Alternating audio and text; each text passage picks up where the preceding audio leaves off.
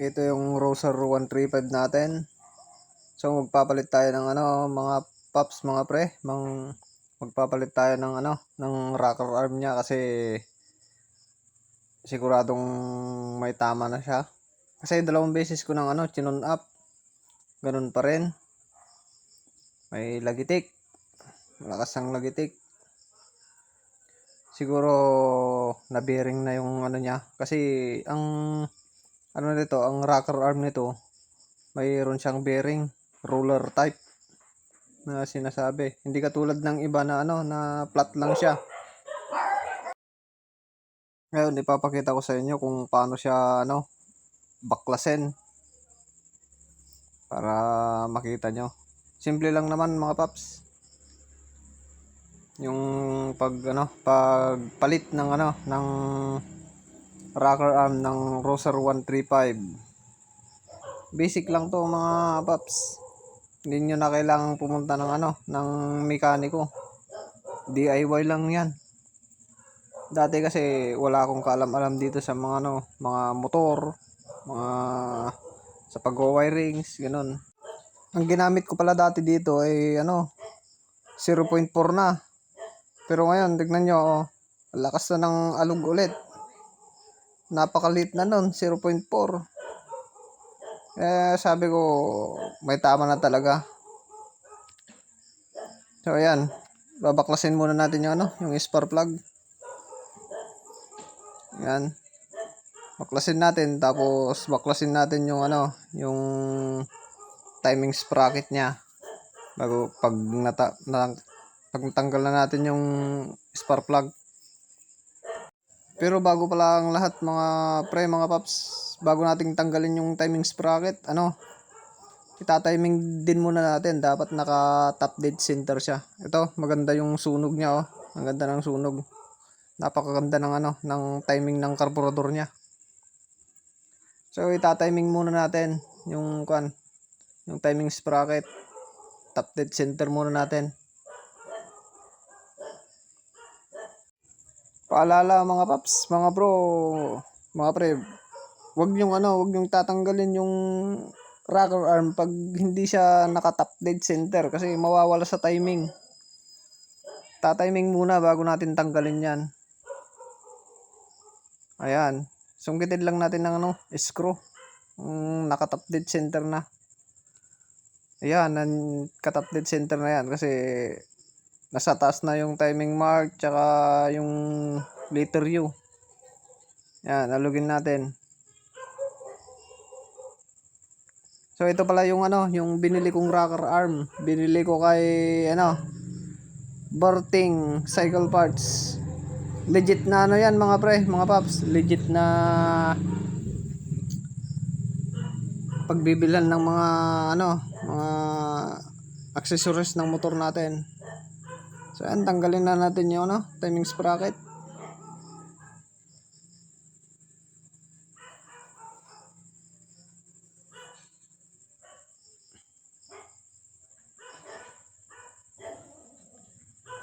Yan, tanggal natin. Tanggal na siya.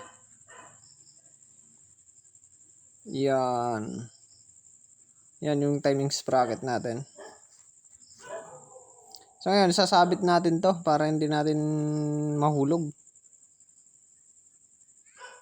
Bago nating baklasin, yan. Baklasin na natin yung yung 4 na bolt na mahahaba.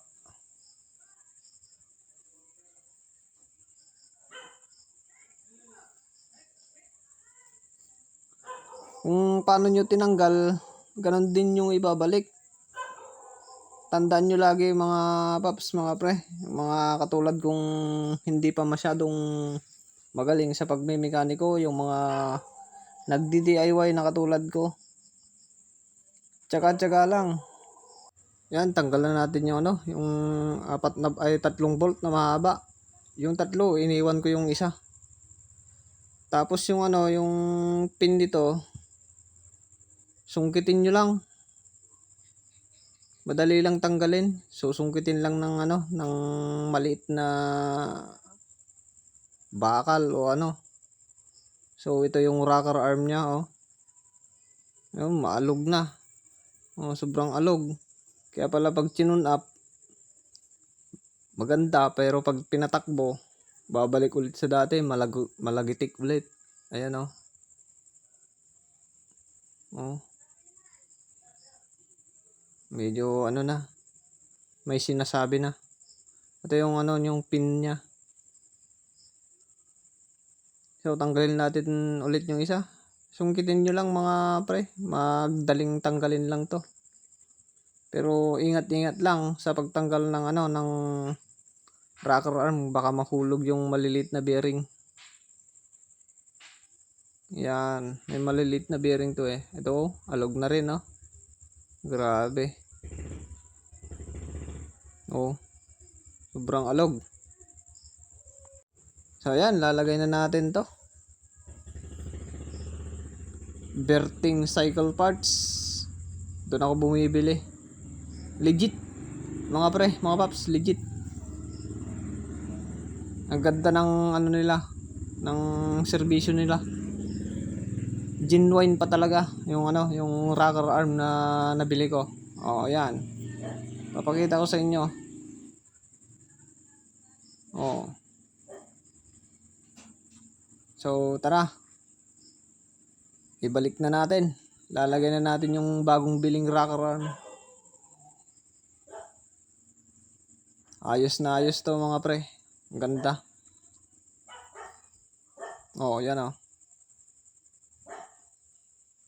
Oh, yan. Baja, genuine. Oh, Berting cycle parts. So, balik na natin mga pre. Lalagay na natin yung ano, yung bagong rocker arm para masubukan na natin agad. Suksok nyo lang yung pin. Yan, suksok lang natin. Kung paano nyo tinanggal, ganun din nyo ibalik. Tandaan nyo lagi yung ano.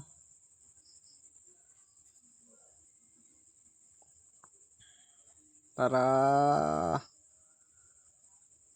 madali lang to. Hindi nyo na kailangan pumunta ng ano eh, mekaniko.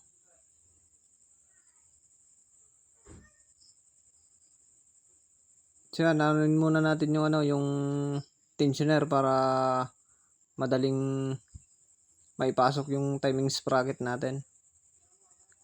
Paluwagan lang natin yung tensioner niya. So yan, lalagyan na natin yung tensioner. Timing sprocket pala. Top dead center pa rin. Hindi na bago. Saktong-sakto pa rin yan. So lalagyan natin yung bolt. Tapos kalsuhan. Ayun na. Higpitan na. Kakalsuhan lang natin yan kasi wala naman tayong ano, mga tools, mga special tools.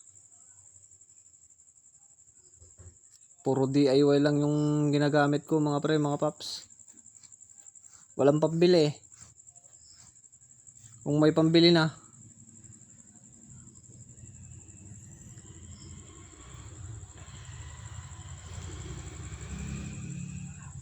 so lalagyan na natin yung ano, yung 4 na bolt. Ilagay na natin yan para matapos na at matesting na natin. Bolt na yan, oh.